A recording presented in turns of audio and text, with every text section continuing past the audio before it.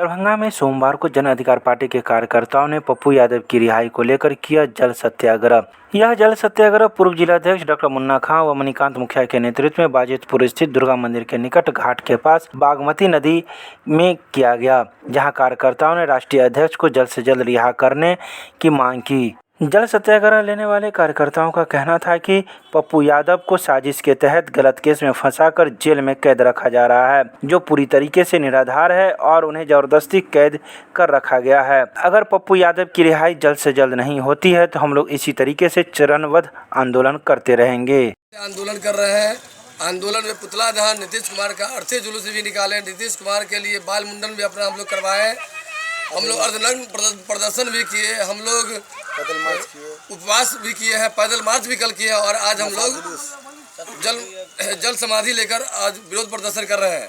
और ये हमारा अनवरत का आंदोलन जारी रहेगा जब तक पप्पू यादव को रिहा नहीं करेंगे।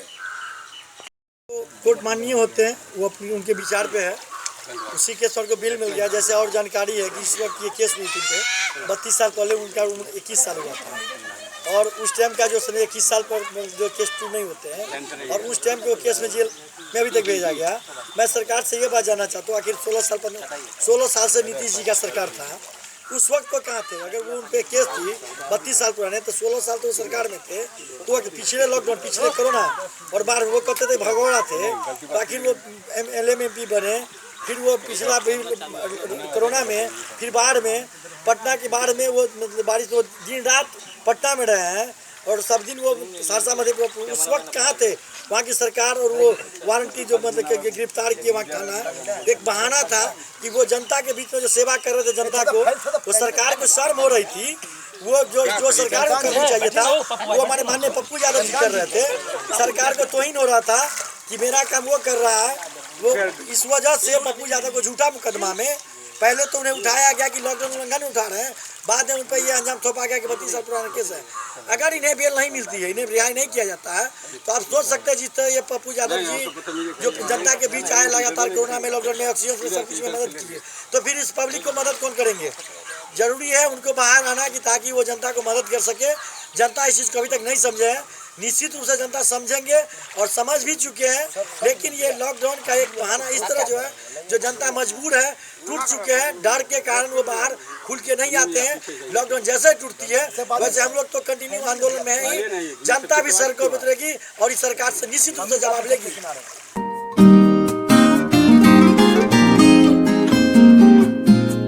मुख्यमंत्री की अध्यक्षता में बाढ़ सुखाड़ की पूर्व तैयारी को लेकर की गई समीक्षात्मक बैठक में आपदा प्रबंधन विभाग व स्वास्थ्य विभाग, बिहार सरकार के अपर मुख्य सचिव प्रत्यय अमृत द्वारा मुख्यमंत्री की अध्यक्षता में 7 मई को आयोजित बैठक में कई दिशा निर्देश दिए गए। इस बैठक में जिलाधिकारी डॉक्टर त्यागराजन SM भी मौजूद थे, जिन्होंने कहा कि दरभंगा सदर एवं कुशेश्वर स्थान अंचल में अंचलाधिकारी के पद रिक्त हैं। मधुबनी के कार्यपालक अभियंता लोक स्वास्थ्य अभियंत्रण विभाग दरभंगा के अतिरिक्त प्रभार में है। उन्होंने इन पदों पर पदाधिकारियों की पदस्थापना करने का अनुरोध किया। उन्होंने कहा कि इसके कारण बाढ़ के दौरान कठिनाइयां हो सकती हैं।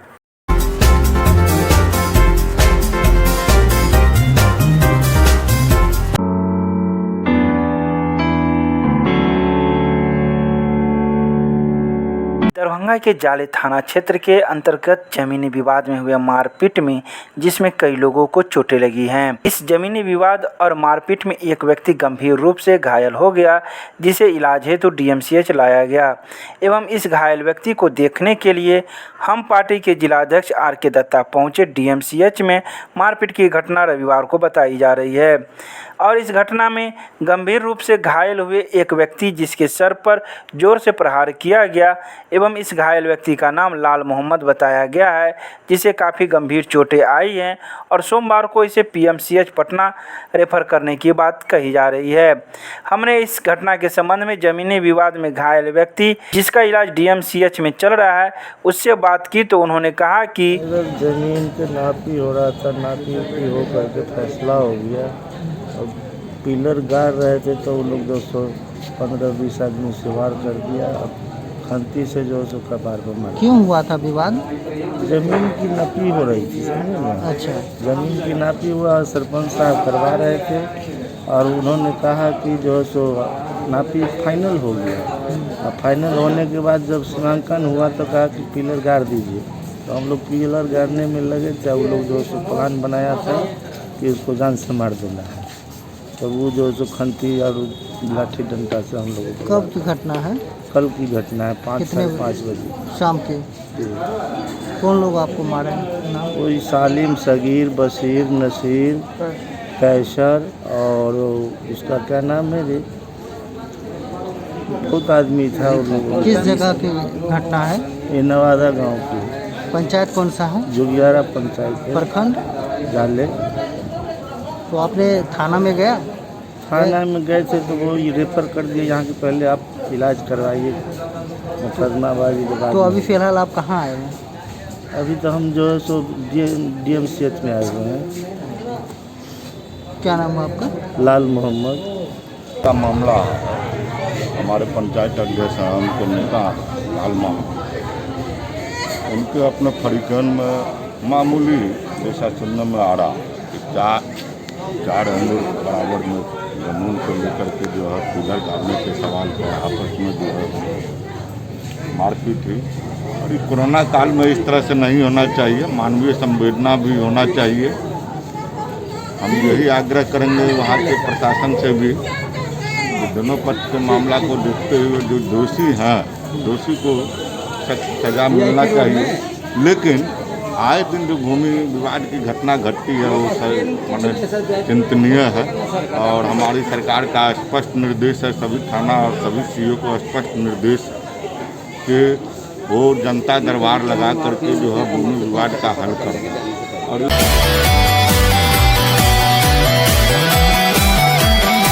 दरभंगा के लालबाग में चिलचिलाती धूप में सोमवार को घंटों जाम लगने की वजह से लोग होते रहे परेशान। इस उमस भरी गर्मी में घंटों जाम लगने की वजह से लोगों की परेशानी बढ़ गई। साथ ही घंटों जाम लगने के साथ ही एक लंबा जाम भी लग गया, जहां लोग धीरे धीरे जाते नजर आए। वहीं लोगों ने पूछने पर यह भी बताया कि ऐसे जाम लगने से कोरोना महामारी दूर नहीं होगी। सरकार को चाहिए या जिला प्रशासन को चाहिए कि जाम की समस्याओं को दूर करे, तो ही कोरोना महामारी दूर होगी। नहीं, सवाल ही नहीं उठता है। तो फिर ये भीड़ जो है इससे क्या आपको लगता है? इसमें अंदेशा यही है कि कोरोना बढ़ सकता है। आखिर लोग क्यों नहीं मान रहे हैं इस चीज़ को? लोग मान रहे हैं, लेकिन ये जाम का जो समस्या है शहर का, ये इसमें उसका जाम- बहुत बड़ा योगदान। तो लोग ही ना जाम लगा रहे हैं। हाँ, जाम का समाधान होने से 50% समाधान हो जाएगा।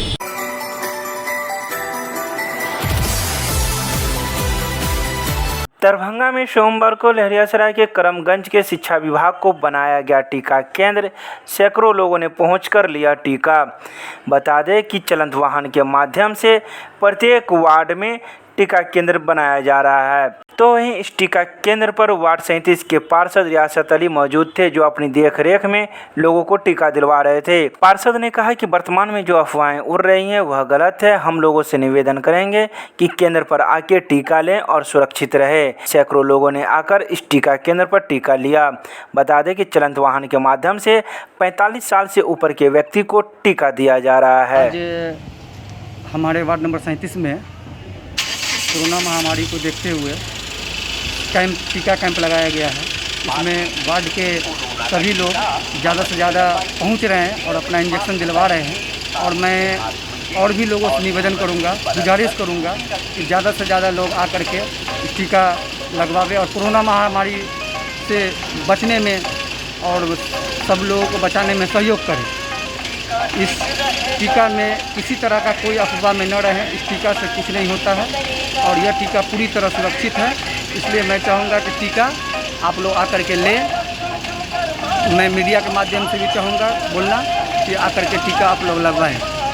और बहुत अच्छे तरीक़े से यहाँ टीकाकरण का कार्यक्रम चल रहा है। यहाँ स्वास्थ्य विभाग के सारे लोग, तहसीलदार, विकास मित्र और आंगनबाड़ी केंद्र के सेविका, सहायिका, सारे लोग यहाँ प्रेजेंट हैं और सब लोग लग करके काम को अंजाम दिया जा रहा है। और अभी यहाँ पर शाम में 5 बजे तक टीकाकरण का काम शुरू होगा। इसलिए आप लोग जल्द से जल्द आएँ और अपना टीका लगवाएं। मेरा नाम हो गया मोहम्मद रियासत अली, वार्ड पार्षद 37, दरभंगा नगर निगम, दरभंगा।